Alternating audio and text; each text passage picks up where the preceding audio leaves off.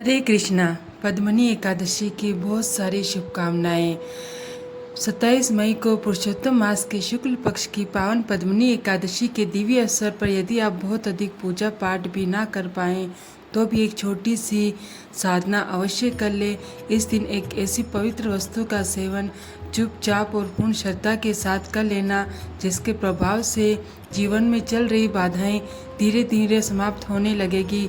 रुका हुआ धन वापस आने के मार्ग बनने लगते हैं और भाग्य के बंद पड़े द्वार खुलने लगते हैं। तो विश्वास रखिए, कोई साधारण दिन नहीं होता।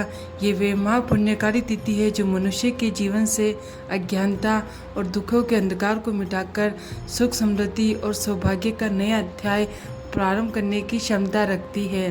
पद्मनी एकादशी का व्रत और इसके रहस्यपूर्ण महत्व सदियों से सनातन परंपरा में पूजनीय माना गया। शास्त्रों में वर्णन है कि मल मास या अधिक मास में आने के कारण ये एकादशी साक्षात श्री हरि विष्णु को अत्यंत प्रिय है और अपार धन सुख और अपार पुण्य प्रदान करने वाली है। जो साधक सच्चे मन नियम और संयम के साथ इस व्रत को करते हैं उनके जन्म जन्मांतर के भयंकर से भयंकर पाप भी कट जाते हैं और उन्हें दुर्लभ बैकुंठ धाम की प्राप्ति होती है। उनके अटके हुए कार्य होने लगते हैं, मानसिक अशांति दूर होती है और आर्थिक स्थिति में अद्भुत स्थिरता आती है। इस दिन क्या खाना चाहिए और क्या नहीं, ये जानने से पहले इस पद्मनी एकादशी में आपको इन उपायों को निश्चित रूप से करना चाहिए। आपके अपने चैनल मंत्र पूजा पर अब ध्यान से सुनिए। भक्तों, पद्मनी एकादशी के दिन गौ माता की सेवा का भी विशेष महत्व बताया गया है। इस दिन घर में बनी पहली ताजी रोटी पर थोड़ा सा गुड़ और चुटकी भर हल्दी रखकर गौ माता को अपने हाथों से खिलाना अत्यंत पुण्यकारी माना गया है। यदि संभव हो तो उनके चरणों की धूल माथे पर लगानी चाहिए। ध्यान रखें कि कभी भी बासी या झूठा भोजन गाय को ना दे, क्योंकि इससे पुण्य के स्थान पर भारी दोष उत्पन्न होता है। इसी दिन प्रातः ब्रह्म मुहूर्त में उठकर घर के मंदिर को अच्छी तरह शुद्ध करें। भगवान के सामने घी का दीपक जलाएं। एक स्वच्छ पात्र में पंचामृत, गाय का दूध, दही, शुद्ध घी, शहद और मिश्री तैयार करें और भगवान श्री विष्णु की मूर्ति का शालिग्राम पर धीरे धीरे इस पंचामृत से अभिषेक करें और ओम नमः भगवतो वासुदेवाय का जाप करें। अभिषेक के बाद जो पंचामृत भगवान के चरणों से होकर बहता है वही पवित्र पंचामृत बन जाता है। माथे पर लगाकर ग्रहण करें और शास्त्रों में कहा गया है कि यह चरणामृत अकाल मृत्यु के भय को दूर करता है। अगर आप जीवन में बार बार हार से जूझ रहे हैं और सच्ची शांति की कामना रखते हैं तो पद्मनी एकादशी पर भूल कर भी क्रोध ना करें, किसी की निंदा ना करें, मन में ईर्ष्या या द्वेष ना रखें, क्योंकि इस दिन की गई साधना पूरे वर्ष की दिशा तय करने की क्षमता रखती है। अगर वीडियो आपको थोड़ा भी उपयोगी लगे तो हमारे चैनल मंत्र पूजा को सब्सक्राइब जरूर करें ताकि और भी ज्ञानवर्धक वीडियो हम आपके लिए ला सकें। तो चलिए जानते हैं धन प्राप्ति उपाय जिसे करने से आपके सब नवग्रह ठीक होंगे और आपको साक्षात माता लक्ष्मी का आशीर्वाद मिलेगा, जिससे आप जीवन में तमाम खुशियाँ पा सकते हैं। यदि आपके ऊपर बहुत अधिक कर्ज हो गया, पैसे रुक नहीं रहा और व्यापार या नौकरी में लगातार घाटा हो रहा है तो पद्मनी एकादशी के पवित्र दिन सूर्यास्त के समय एक लाल रंग का सूती धागा कलावा लें। भगवान विष्णु और माता लक्ष्मी के समक्ष गाय के शुद्ध घी का दीपक जलाएं।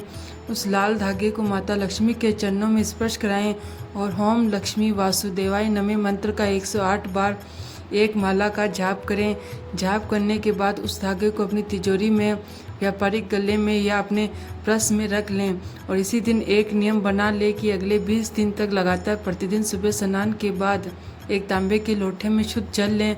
उसमें चुटकी भर हल्दी, थोड़ा सा गुड़ और 11 दाने साबुत लाल मसूर की दाल के डालें। इस जल को ओम नमो भगवते वासुदेव मंत्र का जाप करते हुए किसी भी पुराने पीपल की वृक्ष की जड़ में अर्पित करें।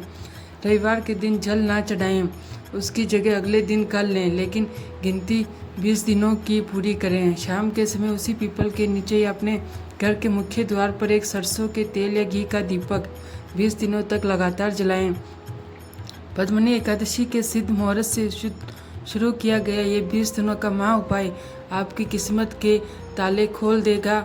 यह आपके जीवन के कर्ज के मोह और दरिद्रता के जाल को उसी तरह काट देगा जैसे भगवान विष्णु की कृपा से मनुष्य को अपार सिद्धियाँ प्राप्त होती है। 20 दिन पूरे होते ही आप स्वयं देखेंगे कि आपका रुका हुआ धन वापस आने लगेगा, नए मार्ग खुलेंगे और घर में बरकत रुकने लगी थी वो वापस आने लगेगी। शास्त्र कहते हैं कि जैसा अन्न वैसा मन और जैसा मन वैसा भाग्य। अक्सर लोग व्रत में सेंधा नमक खाते हैं, लेकिन जो लोग उत्तम कोटि का व्रत रखना चाहते हैं उन्हें एकादशी के दिन किसी भी प्रकार के नमक का त्याग कर देना चाहिए। नमक खाने से इंद्रियों की चंचलता बढ़ती है। इसके अलावा एकादशी के दिन घर की रसोई में गलती से भी सरसों का तेल या तिल का तेल इस्तेमाल नहीं होना चाहिए। सरसों और तिल को भारी और तामसिक प्रवृत्ति का माना गया है, जो शनिदेव और उग्र ग्रहों से संबंधित है। फलाहार बनाने के लिए केवल शुद्ध देसी गाय का घी का प्रयोग करना चाहिए। एकादशी के फलाहार में लाल मिर्च और हल्दी का प्रयोग भी सर्वथा वर्जित है। लाल मिर्च शरीर में अग्नि तत्व और क्रोध को भड़काती है, जिससे एकाग्रता भंग होती है। पान का पत्ता और सुपारी चबाना भी घोर पाप है, क्योंकि पान का भोग और विलासिता का प्रतीक माना गया। यदि ये जानकारी आपको उपयोगी लगी है तो प्रभु का नाम जपते हुए अपने जीवन को सात्विकता और सकारात्मकता से भर दें। इसलिए विशेषकर इस एकादशी के दिन आपको इन गलतियों को करने की हमारी प्राचीन धर्मशास्त्रों की सख्त मनाही की गई है। अगर कोई भी स्त्री या पुरुष जाने या अनजाने में इस वैदिक नियमों को तोड़ता है तो उससे भगवान विष्णु भयंकर रुष्ट हो जाते हैं और व्यक्ति को तमाम भौतिक सुखों से वंचित होकर आजीवन निराशा कर्ज में डूबा हुआ और दरिद्र रहना पड़ता है। पद्मिनी एकादशी का अर्थ ही है अपार पुण्य देने वाली और जीवन की हर उलझन को सुलझाकर पापों से मुक्त करने वाली एकादशी। इसी दिन किसी भी व्यक्ति के द्वारा सच्चे मन और निर्मल भाव से किए गए सभी पुण्य कर्म और दान का फल उसे करोड़ों गुना होकर वापस मिलता है। लेकिन जरा सोचिए, इसी दिन आपसे जाने अनजाने में भी कोई भारी गलती हो जाती है तो उस गलती को 1000 गुना भयंकर दुष्परिणाम भी हमें इसी जन्म में भोगने पड़ेंगे। सबसे पहले और सबसे भयंकर गलती जो अक्सर घर की महिलाएं अज्ञानतावश कर बैठती है वह है खान पान से जुड़ी हुई गलती। हाँ, कई बार ऐसा देखा गया है कि लोग एकादशी का व्रत तो रख लेते हैं, लेकिन फिर एकादशी के व्रत को रखने के बाद भी कई सारी ऐसी वर्जित चीज़ों का सेवन कर लेते हैं जो भले ही अन्य ना हो, लेकिन उन्हें खाने के बाद उनके सभी पूर्ण नष्ट हो जाते हैं और एकादशी व्रत भी खंडित हो जा सकती है। साथ ही जो व्यक्ति एकादशी का व्रत नहीं भी करते, जिनके घर में कोई एकादशी नहीं रखते, उन घरों में भी इन चीज़ों का सेवन ना ही सिर्फ आपको बल्कि पूरे परिवार को नहीं करना चाहिए। इससे पहले हम खान पान के नियमों को जान लेते हैं। आपसे कमेंट सेक्शन में ओम नमो नारायण लिखकर हमारे इस चैनल मंत्र पूजा को सब्सक्राइब जरूर कर लें। शास्त्र और पुराणों से स्पष्ट रूप से वर्णन मिलता है कि पुरुषोत्तम मास की पावन पद्मिनी एकादशी पर जिस एक गुप्त और दिव्य वस्तु के सेवन का विशेष महत्व बताया गया है वह है तुलसी दल, जिसे हमारे धर्म ग्रंथों में अमृत के समान पवित्र और जीवन यापनी माना गया है। भक्त इस पावन दिन श्रद्धा और नियम के साथ भगवान विष्णु को अर्पित किए गए तुलसी दल का प्रसाद रूप में सेवन करने से धन की कमी, कर्ज का बोझ, व्यापार से जुड़ी बाधाएं धीरे धीरे समाप्त होने लगेगी। इस पावन व्रत की तिथि और विधि भी जान लीजिए ताकि साधना पूर्ण फल दे सके। इस वर्ष पद्मिनी एकादशी का व्रत 27 मई को उदय तिथि के अनुसार रखा जाएगा। पद्मिनी एकादशी पर व्रत का उद्देश्य केवल भूखा रहना नहीं बल्कि विचारों और शरीर की शुद्धता है। इस दिन आपको क्या खाना चाहिए और किन चीज़ों से बचना चाहिए, क्योंकि भोजन की अशुद्धि आपके पूरे व्रत को खंडित कर सकती है। पद्मिनी एकादशी पर क्या खाएं?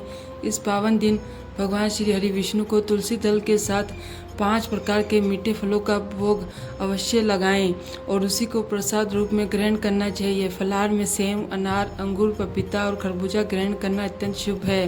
अंगूर और केले माता लक्ष्मी को अत्यंत प्रिय माने गए। इसके अलावा आप दूध, दही, मट्ठा और साबूदाने या मखाने की हल्की खीर भी खा सकते हैं। यदि आप शारीरिक रूप से बीमार है या पूर्ण निराहार व्रत करने में असमर्थ है तो आप सेंधा नमक व्रत वाला नमक में बिना लहसुन प्याज का सात्विक भोजन जैसे कद्दू या सिंगाड़े के आटे की पूरी और आलू की सब्जी ग्रहण कर सकते हैं। बस मन में प्रभु का ध्यान रखें। पद्मनी एकादशी पर क्या ना खाएं। इस पावन तिथि पर भूलकर भी घर में चावल नहीं पकना चाहिए, ना ही इसका सेवन करना चाहिए। एकादशी के दिन चावल खाना रेंगने वाले जीवों के मांस खाने के समान पाप माना गया है। इसे घोर पाप माना गया है। इसके अलावा लहसुन, प्याज, बैंगन, मसूर की दाल, गेहूँ, जौ, गाजर, शलगम, पत्ता गोभी, फूल गोभी, पालक, बीन्स, शिमला मिर्च, हींग, राई, मेथी, इमली या किसी भी प्रकार का खट्टा या तामसिक भोजन घर में नहीं बनना चाहिए।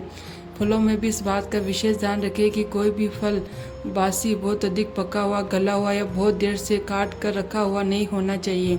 ऐसे फलों का सेवन व्रत को अशुद्ध कर देता है।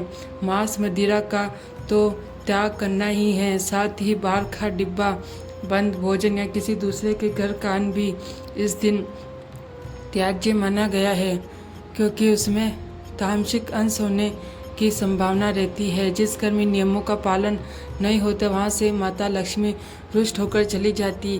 वे एकादशी के दिन बाल धोना गरुड़ पुराण और शास्त्रों में स्पष्ट रूप से बताया गया कि अगर घर की विवाहित महिलाओं को एकादशी के दिन भूलकर भी अपने बाल नहीं धोने चाहिए और ना ही सिर पर साबुन या शैम्पू इस्तेमाल करना चाहिए। ऐसा करने से सीधे सुहाग पर संकट आता है। पति के जीवन में कारण बाधाएं आने लगती और घर की बरकत पानी की तरह बह जाती।